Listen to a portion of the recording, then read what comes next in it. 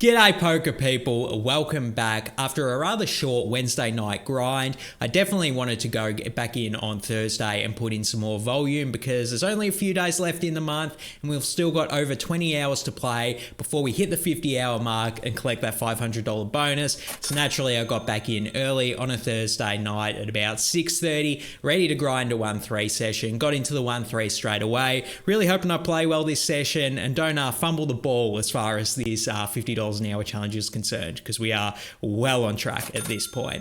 So let's see if we fumble or not. Let's not waste any more time and get into these hands. Let's go. So we're into the 1-3 streets for 1,000 bangers. Full disclosure, I do have a bit of a cold whilst I'm recording this, so if I sound nasally, that's probably why. But if you think a mere cold is going to stop me from gambling, you got another thing coming, buddy. Anyway, let's get into the first hand. A passive under the gun player limps before a tight aggressive low jack raises it up to 15. Then I'm in the high jack and I peel king queen offsuit. I think this is a great spot to go ahead and 3-bet this hand and try and play a pot heads up in position. So I go ahead and make it at 50, and then things don't quite go according to plan when a passive relatively short stack button cold calls the 50, then the limper folds and the pre-flop aggressor calls. So despite our best efforts, we do have a multi-way pot here, and the flop comes queen 7-4 with 2 spades. It's a pretty decent flop. We do make top pair in a 3-bet pot. When the low jack checks it over to me, definitely want to go ahead and bet this hand. There's a lot of stuff we can get value from. I think the button's range is going to be very pocket pair heavy, so I want to get value from those hands on this street, since I'll probably fold to later streets now. So I go ahead and make it 50, and then the button does call, and the low jack calls as well. So we're still 3 ways to a turn, which is the 7 of clubs. Definitely not the best turn card in the world. I actually think the low jack's going to have plenty of 7x combinations. So when they check it over to me, I decide to play it cautious, and I think this is a really good play. I think the button is probably going to have ace queen offsuit pure, as is the low jack. So not only do we lose to any 7 now, but we lose to those hands as well. Sucks to give a flush draw a free card potentially, but I really think it's worthwhile playing it a bit cautious when we do lose to a lot of hands against 2 different ranges here. I check it, and then the button goes all in for 130. The low jack thinks for about 30 seconds and then calls the 130. Now, I'm in a pretty sick spot here because, like I already mentioned, lose to any 7x, lose to ace queen, but I actually think we are ahead of some of the hands in both of the villains' range. I think if the button has like pocket 10s or pocket 9s, they might just rip it all in here, just not wanting a flush card to get there for free, particularly when they've got like a half SPR in their stack. And then, low jack might have had a bunch of 7x combinations in their hand on the flop, but I think when they check call on the turn, it's a lot less likely. I think they're going to be more weighted towards queen x combinations and flush draws. So as much as I think I should be playing this hand cautiously, I think folding will be too tight here. Could actually see raising here, just because if the low jack does have a flush draw, we're not going to be able to get any value from that hand on the river unless they get there. So the thought of raising does enter my mind, but after about 15 seconds or so of tanking, I decide to take the middle ground option and just call here. Let me know what you would do in the comments below. I think it's an interesting spot. Whatever the case, we are 3 ways to a river with the locks main pot and the $0 side pot, and the river is the 9 of hearts. Very happy it wasn't a spade. When the low jack checks it over to me, I don't think there's any more value to get here. Yeah, the opponent can have like queen jack suited sometimes, but I think most of the time when we bet and they call, it's probably going to be by stronger hands at this point. So I check it back and take the showdown, and then the low jack shows king queen offsuit. I show him the exact same hand and the button mucks. So low jack and I end up chopping up the button's stack and starting off things with a pretty positive note. Let's go. Let's keep the momentum rolling on this next hand, and it actually starts off with a pretty positive note because there is a button straddle on, love seeing that, and then a big blind player open limps before a tight aggressive +1 player raises it up to 25, and the action folds to my cutoff with pocket 2s. I decide to throw in the cold call here. Really don't like having cold calls in games that do not take a rake pre-flop. I mean, calling here isn't a massive punt with pocket 2s or anything. I think maybe it's just me being a little bit undisciplined in this spot. Whatever the case, I do call. And then a button player who just lost a big hand and seemed pretty tilted by it decides to call as well, as does the initial limper. So we go a total of 4 ways to a flop. I would love to hit a set here, and the ball comes a 4-3 deuce with 2 clubs, baby. Let's go. The set mine works. You love seeing that. Then the big blind and the +1 player check it over to me. Definitely want to go ahead and bet my set here, start building a pot. I go ahead and make it 50, and then the tilted button calls and the other two players fold. So we're getting action with the set, that's always positive, and we are heads up to a turn, which is the ace of hearts.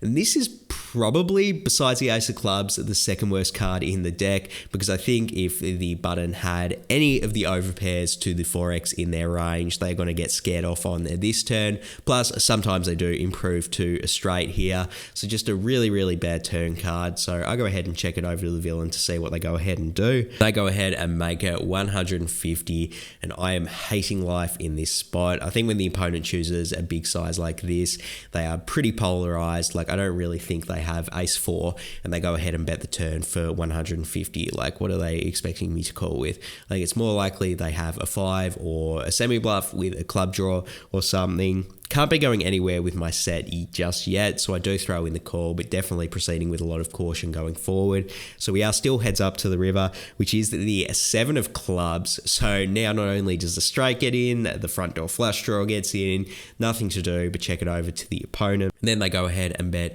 215, and I am hating life. I really do think it's a lot more likely my opponent has a 5 as opposed to a flush draw when they take this line with the big bet on the turn and the smaller bet on the river. So, whereas I think if they hit their flush, they'll probably just go bigger, hoping I call with a 5x. So I do think it's much more likely they have a 5, which we still lose to. So of course, folding will be a plus EV play if that's their range I give them. The thought enters my head briefly to put them all in as a bluff to try and get them off of a 5, but I really don't expect a tilted player to be making massive hero folds like that. So I ultimately do decide to fold my set here. Feels bad, man, but honestly, I need to be making disciplined plays if I want to maintain this $50 an hour win rate. So I let go of the 2s here. Next up, I am under the gun with ace-queen offsuit. I raise it up to 10, and I do get needled in the comments like pretty regularly for my inconsistent raise sizes. I try to base it off the way the game's playing. If I'm getting a lot of folds pre-flop, I just use a smaller open size. If I'm getting a lot of calls pre-flop, I use a larger open size. It's definitely might be exploitable, but I really think it's the highest EV thing to do in a response to my opponent's play. Whatever the case, though, I make it 10 in this instance since we're on a tighter table, and then I get called by a tight aggressive button as well as a passive small blind. So we go 3 ways to a flop of a 7-6-4 with 2 diamonds. Definitely not the best flop for us when the small blind checks it over to me. I decide to start bluffing here. I really think the opponent's going to have a bunch of overcard combinations in their range on this board that I'm going to be able to fold out. Looking back though, I think it might be a bit of a mistake. Like if we do get folds from those overcards, like we kind of don't want that with ace queen. Like if either of the opponents has king queen, we would love to give them a free turn because we can call them on a queen. So I think this is a little bit punty, a little bit a bad spot to go for a stab. I make the mistake though, I bet 25 and then I get called by the button and the small blind folds. So we are heads up to a turn, which is the 10 of diamonds, putting in the front door diamonds. Now that we have made the mistake of betting on the flop, I actually think it's a good spot to continue barreling. I think my opponent's going to have a bunch of hands like 7x and pocket 8s, and if those hands don't have a diamond, I actually think we can get folds from them here. So I decide to go ahead and bet 50, and then the big blind doesn't think too long before calling. So yeah, that's a bit concerning. I do think being that they are playing the hand in position, they actually probably still have a bunch of flushes in their range. Bunch of strong 10x like ace of diamonds, 10 of clubs, for example. I think, yeah, they're going to have a lot of really strong hands here. I think sets and 2 pairs, if they did decide to flutter on the flop, are probably continuing to flutter on this turn. So I think my villain has a very strong range in this spot. So when the river is the jack of hearts, I think this is a really good spot to just give up. We are probably not winning this hand, and I don't think we're getting enough folds to justify bluffing.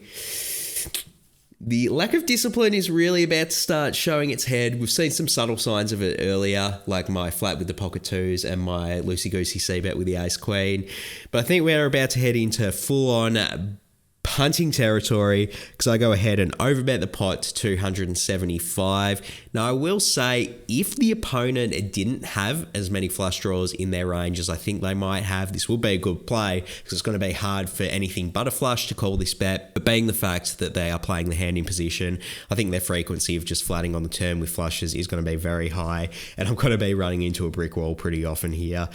Whatever the case though, I'm punching away. I go ahead and make it 275, and then the button calls pretty quickly. So that is bad news. Very likely they have a flush. I end up showing my hand, and then they do show King 9 of diamonds. So yeah, absolutely punting away, bluffing into really strong ranges.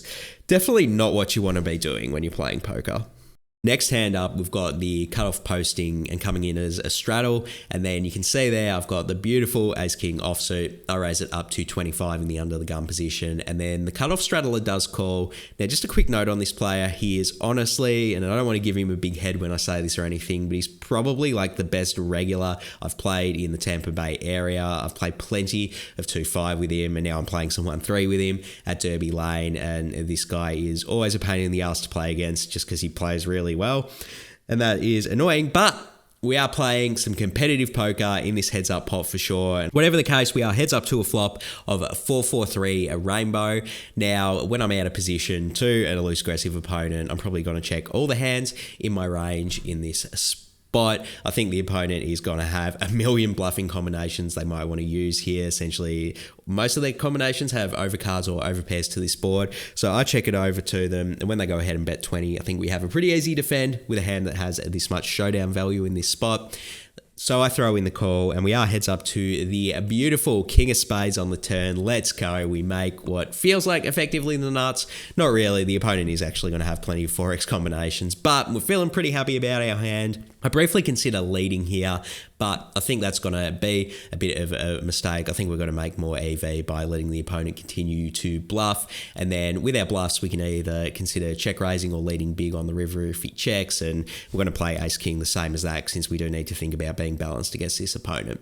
So I check it over to him, and then he does check back pretty quickly. So we do get a free river, which is the jack of diamonds. Now I think I have another pretty interesting spot. The two options that I consider here are one, checking it over to the opponent to induce bluffs and thin value bets, or two, just coming out with a big overbet. And I try to think about it like if I had a bluff here like 7-6 suited or ace deuce or ace 5 or something, I might just want to go ahead and bet as an overbet to get the opponent off of any of their pairs that are worse than king X. So if I'm needing to be balanced because the opponent is good, if I'm doing that with my bluffs, I should probably also do it with my strong value hands. So ultimately I do decide on the overbet, although I wouldn't hate checking in this spot either.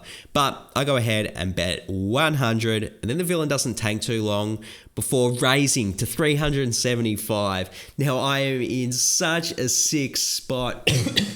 Now, look, I probably would just fold this hand to the majority of villains, but I know this guy is capable, and he will know that this line very credibly represents a 4x or full house combination, being that they're not going to just blindly bet their 4x on this turn card when they know it's going to be a good spot where they can induce action from me on the river, since I'm going to be bluffing this card a lot, etc, etc. Because I give this opponent credit for being able to understand those dynamics and then bluff in them. I do need to defend my range sometimes here, and I'm going to have a lot of bluffs.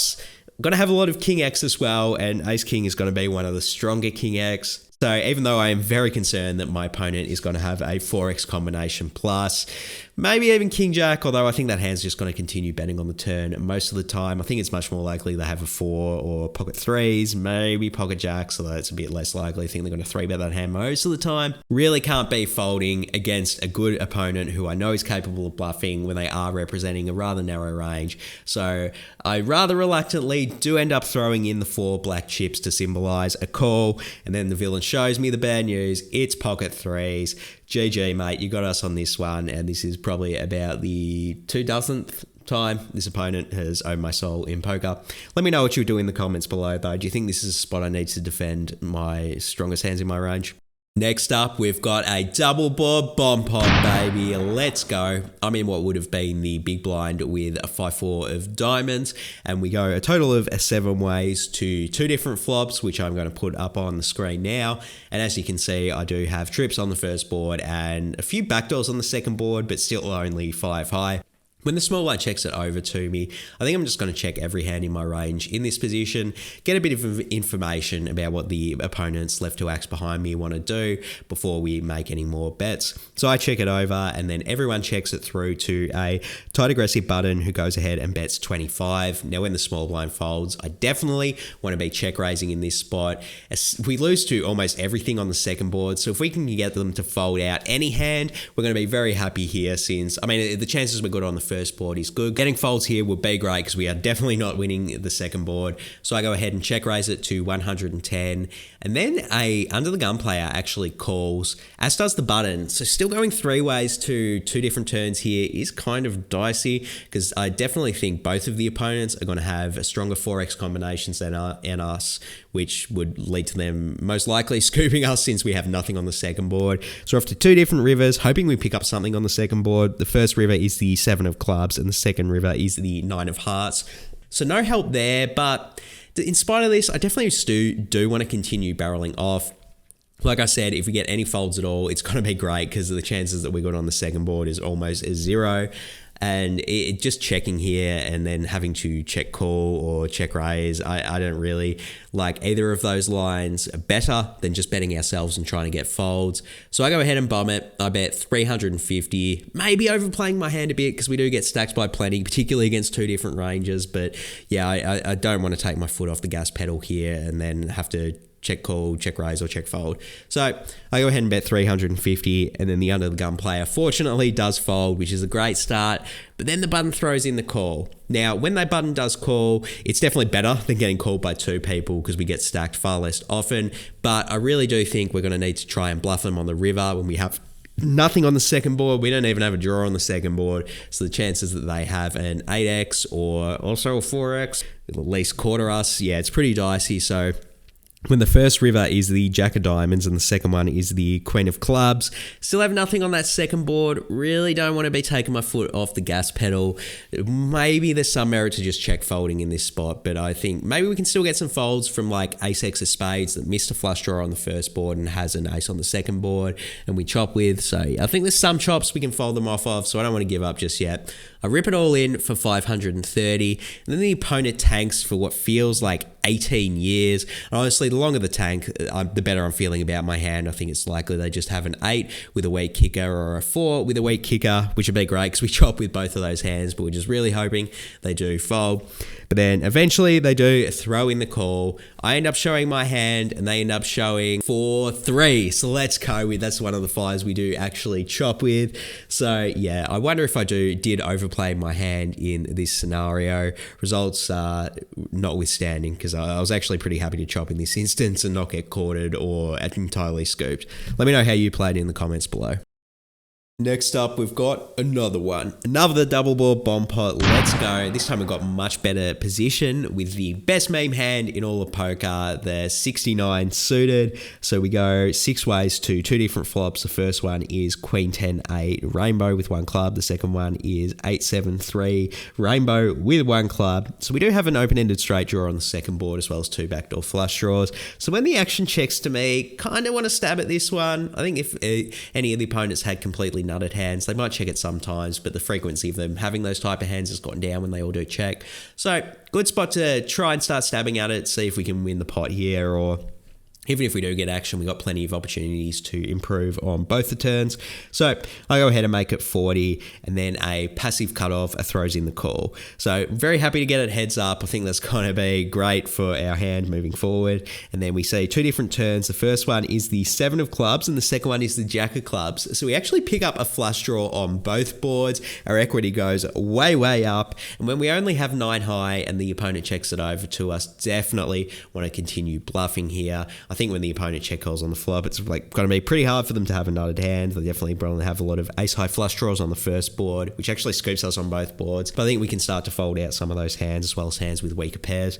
So Definitely want to keep bluffing. I go ahead and pot it to 130, and then the cutoff. Doesn't think too long before throwing in the call. So it's not quite what we wanted to see. Hopefully we get there on either of the boards with one of our many draws. And the first river is the 8 of clubs. Let's go. We do make a flush on the first board at least. And the second river is the 2 of diamonds. So not ideal. Still only have 9 high on the second board. When the villain checks it over to me, I think this is a mandatory overbet spot as a bluff. We really don't get scooped by much on these boards, particularly when my opponent has taken such a passive line. Sure, the board is paired on our flush draw board, but I think if they had anything that makes full house on the river, like they would have just bet that on the flop. Mandatory spot to go for it. I'm not overplaying my hand in this instance for sure, even though I might have in the previous hand.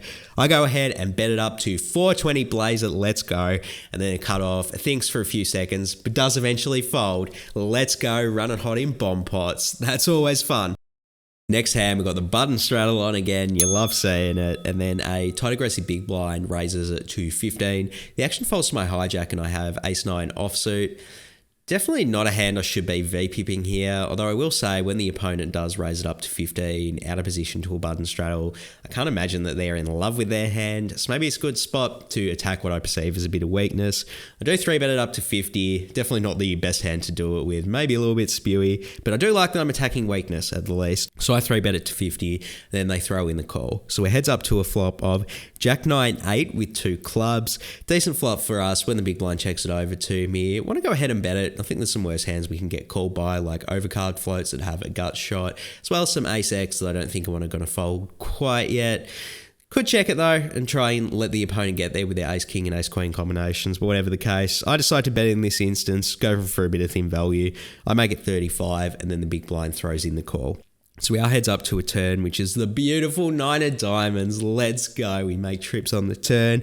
Now when the villain checks it over to me, definitely want to go ahead and bet this hand. I think their Jack-X combinations and anything with a 10X has a straight draw as well is going to call a pretty big bet in this scenario, and then they're going to have a pretty small SPR left behind on the river. So we really want to size it to where the SPR on the river's low so we can go all in and try and get called off by their Jack-X combinations or their pocket 10s or something. I size it to 100, which is a pretty good sizing in my opinion, and then the villain throws in the call. So we are heads up to the river, which is one of the worst rivers in the deck. It is the 7 of clubs, meaning that their 10X combinations got there and the front door flush got in.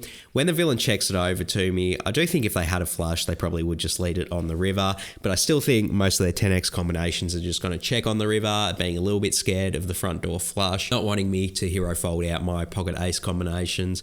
So I do think when the action's on me, I just have to check it back, take a river, and just really hope the opponent does not have pocket 10s or Jack 10. So I check it back, and then the villain shows pocket queens. So there you go. My read that they were weak pre-flop was way off. They had an absolute premium, and they tried to trap me with it. But unfortunate for them, they did not win this hand because we did turn trips. And I am left wondering if they would have called the all-in on the river.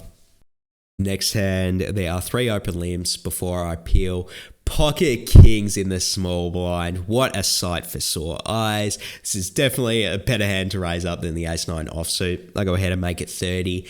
And then literally everyone calls the big blind and the 3 limpers. So maybe I should just fold my hand now. Whatever the case though, we are 5 different ways to a flop of 7-6-4 with 2 clubs. Definitely not the best flop in the world for pocket kings, but even if I did flop really strong, like I think I should just be checking my entire range here, out of position to so many people, particularly when the board's this bad for me hand. So I check it, and then the passive big blind bets out 75, and then a tight aggressive under the gun player raises to 175. The other 2 limpers fold, and the action's back on me here, and part of me wants to say this is a gross spot, but honestly, I don't think it is. I think this is just a pretty clear-cut fold in this spot. Both of the opponents have all of the sets in their range, as well as a bunch of straights too. So the chances that we're drawing extremely thin is very, very likely.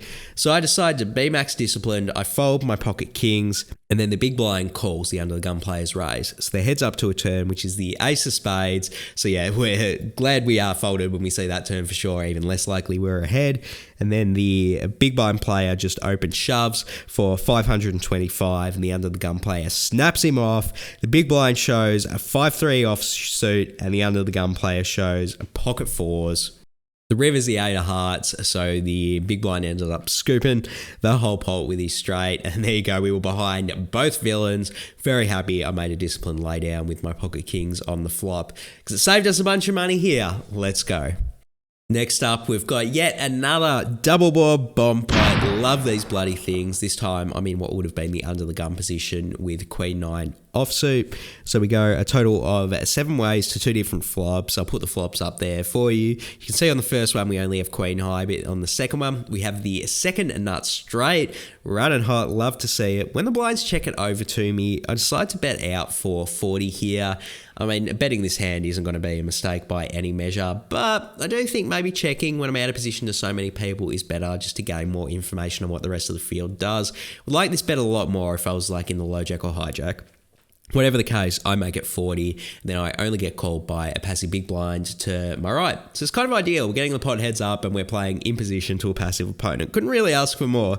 So whatever the case, we're off to 2 different turns. The first one is the ace of spades. The second one's a 6 of spades. Even though we still only have queen high on the first board, I really like that the ace came out because it makes it less likely the villain has ace queen, although I think they might have like let out or check raise ace queen anyway. Whatever the case, we are still heads up to a turn. The big blind checks it over to me. Want to continue betting my hands, only having queen high on the first board. I think we're going to benefit from any folds the villain has.